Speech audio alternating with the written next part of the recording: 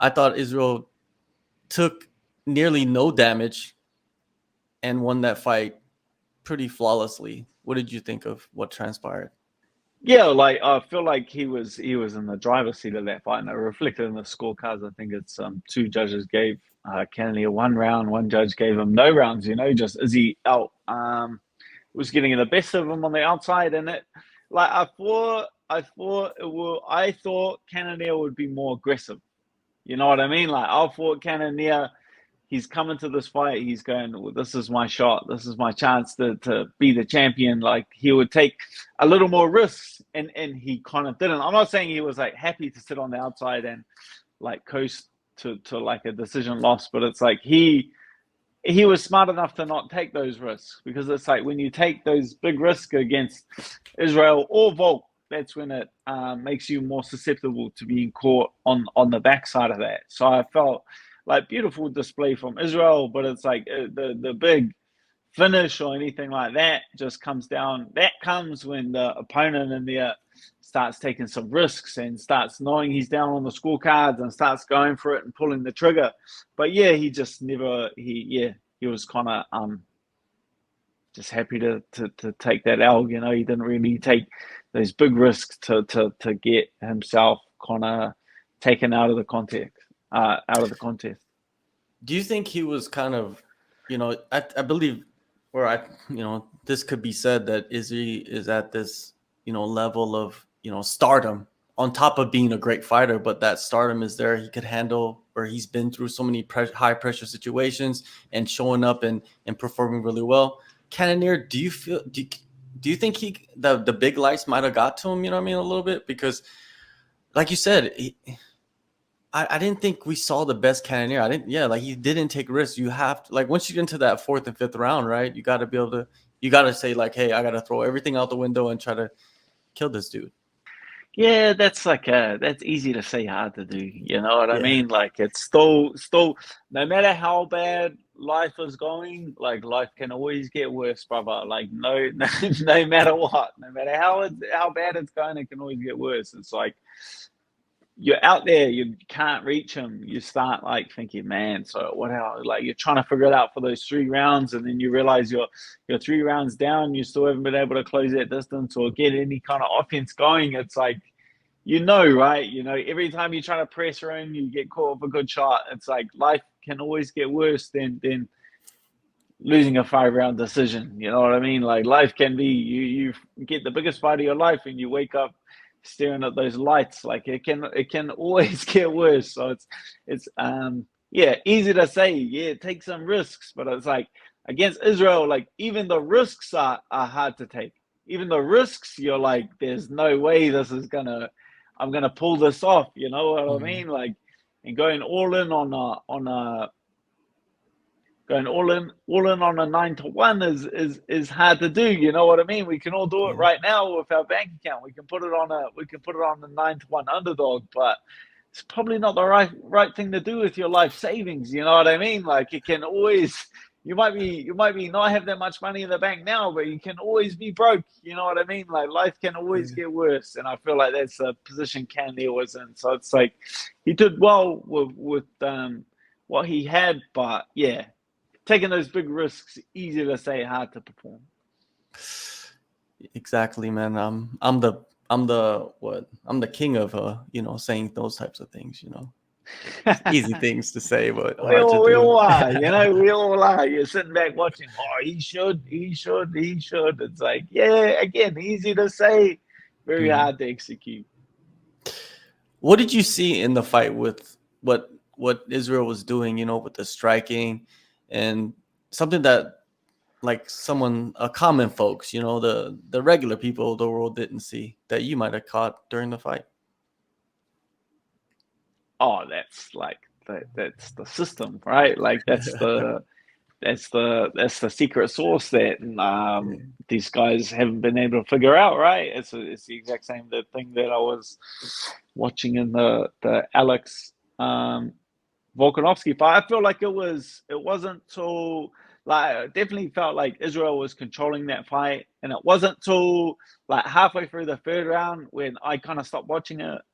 I was like, nah, this one's done, you know, like that's when I started, you know, making sure the kids are all right and going to the bathroom and things like that. Because at that stage of the fight, I was like, this one is under control. Alex versus Max was like a little bit different. That was like that first round. I was like, yeah, this is not. If this was like Max's plan coming into this, which was like try to get under the skin and try to pressure him a little bit more, like as I was saying, like leading into that fight, it's like the more you push the case against Alex, like the harder you're gonna make it for yourself. You know what I mean? Like that's not how you get the job done against these guys, is by upping the ante and taking more risks. It's like that's just not how. But for me, like watching the fight, asking like, what did I see that your average Joe doesn't see? It's like a system that I've been studying for a very long time, being executed at the highest level of the sport. It's something that we watch every single day. It's something that we study and practice every single day, being executed phenomenally at a higher level. It's as easy as that. Was all these people need to do is get down to city kickboxing and train your ass off for 10 years and maybe you'll understand it. You know, there's probably coaches somewhere, you know, in a basement or just regular folks that break down fights looking to crack the code, basically, right, of city kickboxing. That's what they're looking at. Do you guys have that? Like, do you have that in your team? You know what I mean? Like, you have that feeling of like people are trying to crack the code, so it's like every fight you guys have to evolve just so they're not catching up, so to say. Yes, they like the system was obviously like always getting improved and always getting worked on, but um that's like the beauty about the system. It's not, we're not just doing like one thing better than other people are doing it. You know what I mean? Like it's not as simple as that. If you want me to explain it, I can't explain it. I would have to go through all the fundamentals of combat sports and explain them to you and be like, just be excellent at all of these fundamental aspects and be able to execute. Like it's not easily explained. That's why it's not easily understood. That's why that these two guys have been phenomenal champions and looked outstanding in their championship performances. It's like obviously it's something that I like. The only reason that they say, "Oh, why can't you execute it yourself?" You know, it's like it's on me. Like I let myself down. Obviously, I can understand and follow that system and execute it quite well, and I will going forward. My way is done. I'm I'm holding on that way, but for me, it's the only reasons that I haven't executed it is because I let just I like a good fist fight. Like when it comes down to it, I like getting out there and I like the risky aspect of the sport, which has led to me being in the position that I'm in, and these guys being multiple time world champions, is because they can have a unique control of their emotions. They have a unique control of like their patience and things like that. Is in those kind of situations where I'll let like emotional aspects get the better of me because I just enjoy it. You know, I enjoy giving a shot and taking a shot, whereas these guys have overrid those physical emotions and they can stay very composed and patient in very critical situations. What do you think of the whole, you know, Alex Pereira, the UFC sitting him down cage side during the main It's good, event? brother. That's good. Yeah, it That's is. good. That's what your post fight speech is for. Is the goat Chael Sonnen says, your post fight speech is for setting up your next fight. And that's exactly, like, he didn't even have to do that. The UFC did it to him. The UFC put it on a platter, held it up high to him, and offered it to him, which is perfect. That like, obviously, you know, his successes over Israel and kickboxing sets up that fight. Like that fight sells itself, and the UFC have done a phenomenal job of getting Alex Pereira to the position in that short space of time, which is perfect because, as everyone knows, the obviously the amount of fights you have in the UFC is like where the real risk is. It's like if you just work your way up incrementally in the UFC, like a contender series and then debut, like you have 10 fights in the UFC, that's obviously like 10 rolls of the dice. So they've managed to get Alex there, and is it 4 fights in the UFC? 3 fights, I think. Yeah, 3 3. fights in the UFC. Yeah.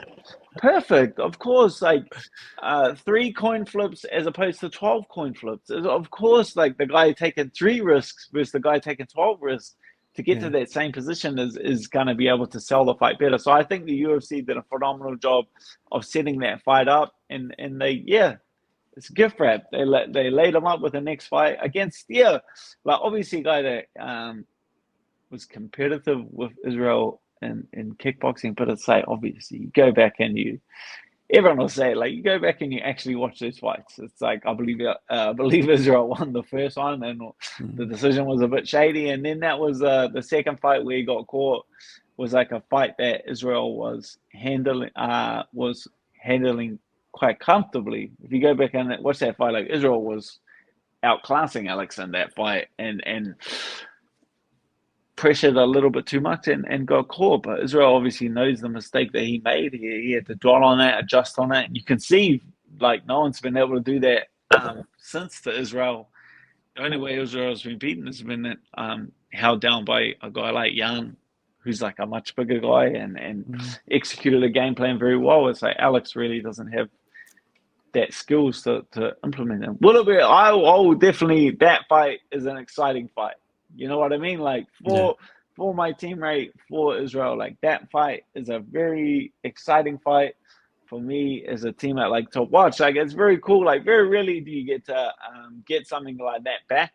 So it's like Israel under the bright lights, like best Alex. It's like that's that done, right? Like that's the only thing that people can bring up is they bring up, oh, look at this knockout. This is when Alex knocked Israel out. Like that's the only thing people can bring out. It's like he does that defending his title and wipes the floor with him. It's like that closes that book on that chapter forever, which is probably going to be quite like fulfilling to Israel. Yeah, I'm not really like totally confused by the UFC pushing Alex because like everybody knows that he beat Israel twice, right? But the difference between like deserving a title shot and earning a title shot, I don't think it really matters in this case. It almost seems like he had earned the title shot before he even entered the UFC. He just needed a couple of wins under the banner just to show everybody that, hey, I'm pretty good with the 4-ounce gloves on. I can compete with the highest level. It was really like this next title shot really comes down to one man and one man only, and that's Sean Strickland. That's Strickland taking that fight against Alex Pereira, which he really didn't have to. What is he ranked like number 4 in the world, number 5 in the world? Like he's top 5 in the world, and to take on a completely unranked guy, like that's what got Alex this title fight. So at the end of the day, we all have to tip our hats to Sean Strickland, who really opened up the door for this to become a possibility. Yeah, he definitely did, and I'm anticipating the fight. You know, it seems like that. You know, Israel's been champ for a while.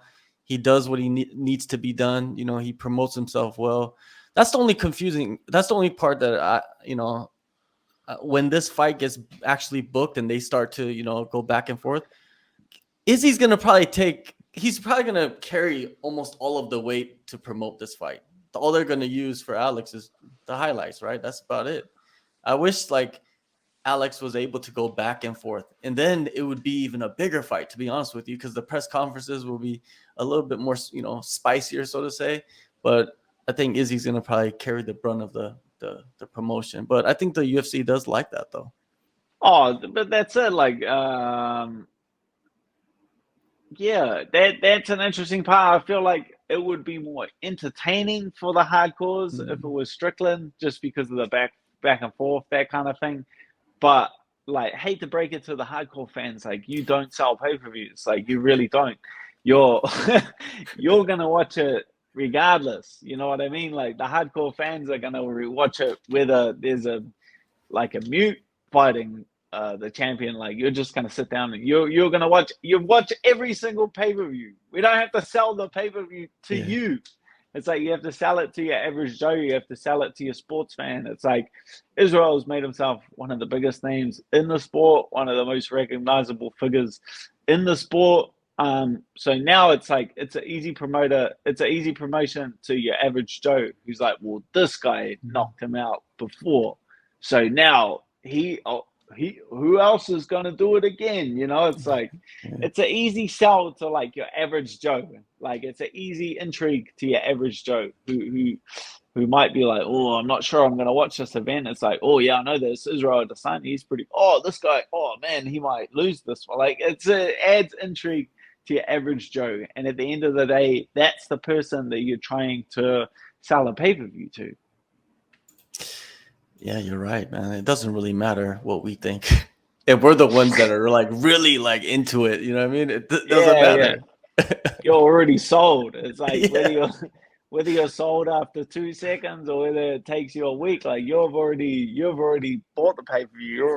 You're already sold. Like it's just yeah, of course it'd be like far more entertaining to have Strickland there arguing about all the shitty that kind of argues with Israel about. That would be epic. But it's like I feel like this fight has just like the intrigue level on both of those fights is probably leans towards the Alex Pereira fight. Adds more intrigue.